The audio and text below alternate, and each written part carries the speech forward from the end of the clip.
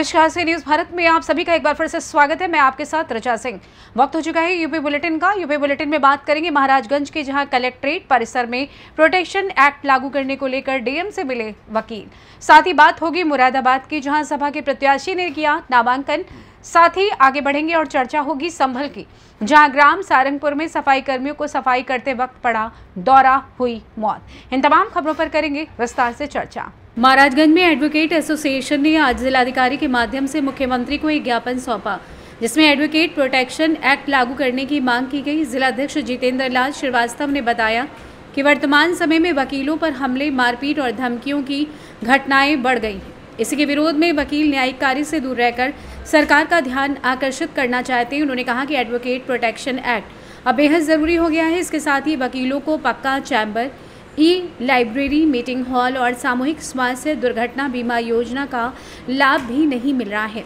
उन्होंने मांग की कि विधान परिषद और राज्यसभा में वकीलों के लिए सीटें तय की जाएं। जिलाध्यक्ष ने झारखंड का उदाहरण देते हुए कहा कि नए वकीलों को कम से कम 5 साल तक 10,000 रुपये मासिक स्टाइपेंड और 60 साल से अधिक उम्र के वकीलों को 25,000 रुपये मासिक पेंशन दिए जाने की व्यवस्था होनी चाहिए। आइए जानते हैं इस विषय में जिलाध्यक्ष जितेंद्र लाल श्रीवास्तव ने और क्या कुछ कहा। मांग है यूपी शासन से कि एडवोकेट प्रोटेक्शन एक्ट को, जो बहुत लंबित है, उसको लागू किया जाए, क्योंकि आए दिन अधिवक्ताओं की हत्या, उनसे मारपीट घटनाएं बढ़ गई हैं, जिसके विरोध में पूरे उत्तर प्रदेश में आप आज अधिवक्ता लामबंद होकर के अपनी मांग को मंगवाने के लिए एक साथ एक समय हर जिले पर जिलाधिकारी को अपना ज्ञापन देने आए हम लोग हैं। पहली मांग हमारी यह है कि तत्काल एडवोकेट प्रोटेक्शन एक्ट को लागू किया जाए, अधिवक्ताओं के लिए पक्के चैम्बर्स, उनके वाहन पार्किंग की व्यवस्था सुनिश्चित किया जाए। जो नए अधिवक्ता हैं, अन्य राज्यों की तरह इस उत्तर प्रदेश शासन में भी, सरकार में भी, इस प्रदेश में भी नए अधिवक्ताओं के लिए 10,000 रुपया स्टाइपेंड कम से कम 5 साल तक उनको दिया जाए। जो 60 साल से अधिक की उम्र के हमारे अधिवक्ता हैं, एजेड हो गए हैं, उनको पेंशन के रूप में कम से कम 25,000 रुपये मासिक दिया जाए, उनको दिया जाए। इसके अलावा जी,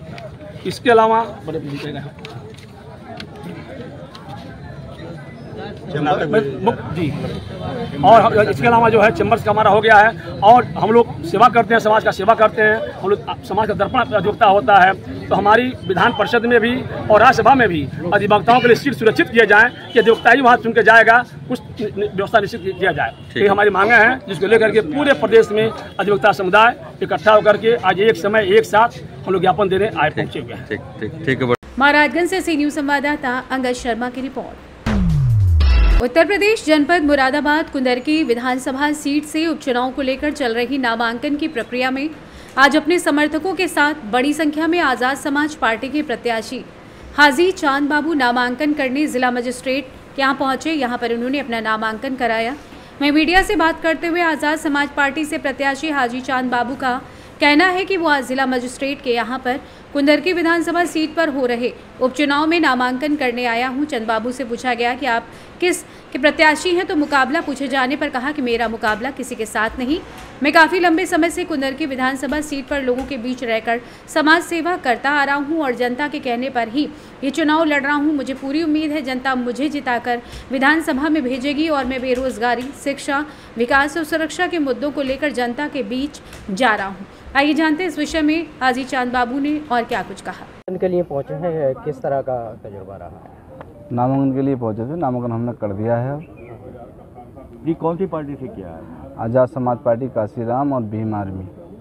क्या प्रयास रहेंगे अब आप? प्रयास रहेंगे, जो माननीय राष्ट्रीय अध्यक्ष चंद्रशेखर आज़ाद जी ने मुझ पर भरोसा जताया है, मैं उस भरोसे पर कायम रहूँगा और विश्वास दिलाता हूँ कि कुंदरकी की जनता मुझे ज़रूर प्यार देगी। किससे टक्कर मानते हैं? हमारी टक्कर किसी से नहीं है, जिसकी भी होगी हमसे होगी। क्या मुद्दे रहेंगे जिनको आप चुनाव मैदान में लेकर उतरना? मुद्दे हैं चुनाव, जो हमारे यहाँ विकास का मुद्दा है, या स्वास्थ्य का मुद्दा है, या शिक्षा का मुद्दा है, बेरोजगारी का मुद्दा सबसे बड़ा है।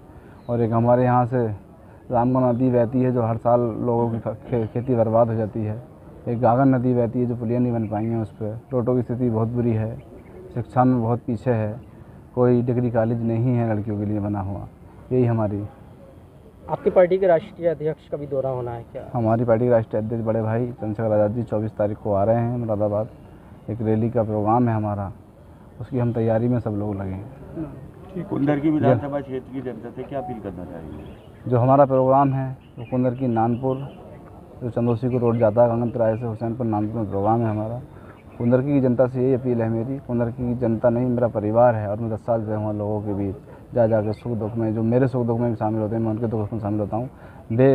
अल्लाह ने चाहा बहुत अच्छा प्यार मिलेगा। मुरादाबाद से कैमरा पर्सन आमिर के साथ सी न्यूज़ संवाददाता दिलशाद अंसारी की रिपोर्ट। पवासा विकासखंड के ग्राम सारंगपुर में समूह के तहत कई सफाई कर्मचारी सफाई करने गए थे। इसमें एक सफाई कर्मचारी जसवीर निवासी खिरनी अपनी पत्नी की जगह सफाई करने गया था। उसकी पत्नी की तबीयत खराब होने की वजह से वो नहीं जा पाई। जसवीर को सफाई करते समय दौरा पड़ गया। दौरा पड़ने के बाद मौके पर एडीओ पंचायत एवं सचिव समेत ग्राम प्रधान भी मौजूद थे। एडीओ पंचायत ने जसवीर के घर वालों को सूचना दी कि इसको दौरा पड़ा है। सूचना पाकर जब तक घर वाले मौके पर पहुंचते तब तक काफ़ी देर हो चुकी थी और जसवीर की हालत ज़्यादा बिगड़ गई। परिजनों ने आनन फानन में गांव सारंगपुर से प्राइवेट गाड़ी कर जसवीर को संभल के एक निजी अस्पताल में दिखाया।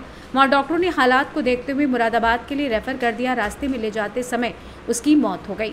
मृतक भाई के भाई का आरोप है कि अगर एडीओ पंचायत या ग्राम प्रधान ने मेरे भाई को अपनी गाड़ी से अस्पताल ले जाने का प्रयास किया होता तो शायद जान बच सकती थी। उनके साथ समूह में साथ ही सफाई कर्मचारी का कहना है कि जसवीर को दौरा पड़ा, उसकी हालत बिगड़ी और बेहोश हो गया। काफ़ी देर तक गाड़ी देखने का प्रयास किया गया लेकिन कोई गाड़ी नहीं मिली। सबसे बड़ा सवाल ये उठता है कि अगर एडीओ पंचायत ने अपनी गाड़ी से जसवीर को अस्पताल ले जाने का प्रयास किया होता तो शायद उसकी जान बच सकती थी। संभल से सी न्यूज़ संवाददाता जगतपाल की रिपोर्ट। फिलहाल इस खास बुलेटिन में बस इतना ही। देश दुनिया की तमाम खबरों को जानने के लिए आप देखते रहिए सी न्यूज़ भारत। हर खबर आपके साथ, आपके हाथ।